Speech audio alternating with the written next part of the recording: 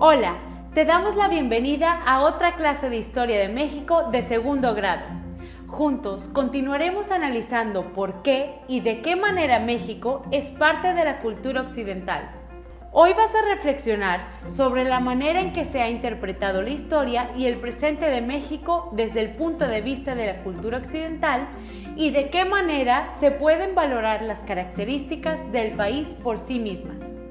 Comencemos recuperando lo que sabes sobre la pluriculturalidad de México. Piensa en los pueblos, culturas, tradiciones y costumbres de los mexicanos que sean muestra de la diversidad cultural del país.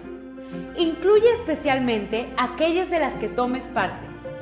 Es probable que hayas pensado en varios de los pueblos que habitan en México, como los tarahumaras o los otomíes, así como en fiestas y tradiciones mexicanas que tienen un origen histórico como el Día de Muertos o las posadas. Anota en el cuaderno todas tus ideas. Con base en tus anotaciones, responde las preguntas. Al finalizar la clase, las vas a revisar. Por ello, debes guardarlas. ¿Cómo se ha interpretado la historia de México desde el punto de vista de la cultura occidental? ¿De qué manera se pueden reconocer los rasgos únicos de México y que a su vez forma parte de Occidente? ¿Qué conceptos o palabras clave utilizarías para describir a México? Reconocer que México es parte de Occidente puede ocasionar que se pierdan de vista los rasgos que hacen único al país. Incluso en la historia de México hubo voces que sostenían la necesidad de imponer la cultura occidental a toda la población para favorecer el desarrollo económico. A continuación, explicaremos cómo se ha analizado el pasado y el presente de México para que reconozcas qué se debe comprender al país por sí mismo y no solamente como parte de la cultura occidental. Toma notas en el cuaderno de los tópicos que se aborden porque al finalizar la clase definirás a México con tus propias palabras e ideas. Comencemos. Distintos estudios y análisis que se han hecho de las características culturales de México han partido del eurocentrismo, esto es, la creencia que la cultura occidental o europea es superior al resto. Desde esta perspectiva, las culturas se estudian y valoran a partir de sus semejanzas y diferencias con la cultura del Occidente. Desde los primeros contactos entre los españoles y los pueblos originarios, aquellos valoraron y analizaron su cultura desde una perspectiva eurocentrista.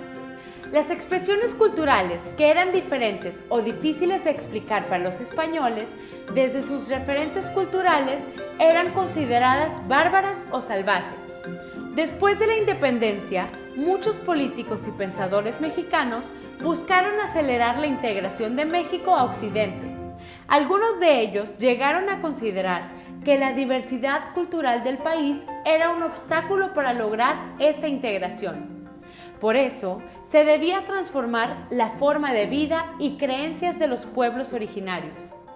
Esta perspectiva comenzó a cambiar a partir del siglo XX, de tal manera que se comprendiera a México por lo que es en sí mismo y no solamente a partir de un análisis comparativo con la cultura occidental, en el cual México siempre aparecía como subordinado o inferior en aquellos aspectos en los que se diferenciaba de Occidente. Esto no significa negar que México es parte de Occidente por su historia y muchos de sus rasgos actuales, sino reconocer que también es un país pluricultural, rico en tradiciones, lenguas y costumbres. Reflexiona. ¿Qué aspectos de tu cultura compartes con otros países de Occidente y cuáles son únicas de México? México está compuesto por un mosaico de culturas que dan vida a su amplia diversidad. Por ejemplo, en el país se hablan 68 lenguas indígenas, más de 7 millones de mexicanos son hablantes de una de ellas. La diversidad cultural de México también se ve reflejada en las costumbres de la población, en la comida típica de cada región del país, en los bailes tradicionales y en las fiestas.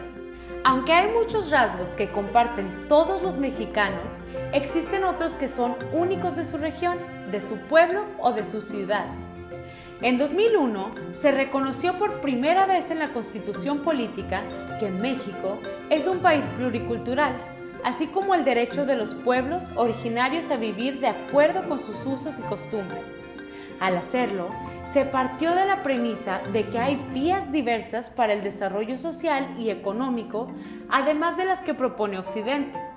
Así, México reforzó su identidad particular sin dejar de lado los lazos que lo unen con el resto del mundo. ¿Cómo describirías a México en unas cuantas palabras?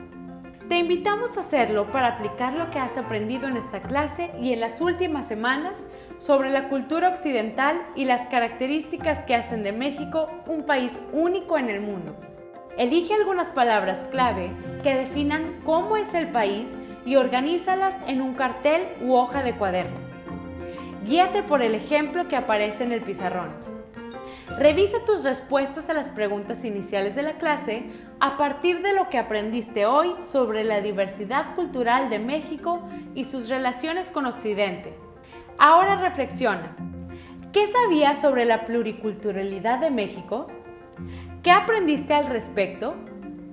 ¿Cómo se integró México a la cultura occidental sin perder las características que lo hacen único? Con esto concluimos una clase más de Historia de México de segundo grado. Estamos seguros que lo aprendido hoy te será de utilidad para comprender cómo es tu país, pero sobre todo para reflexionar sobre tu propia identidad. Nos vemos en la próxima clase.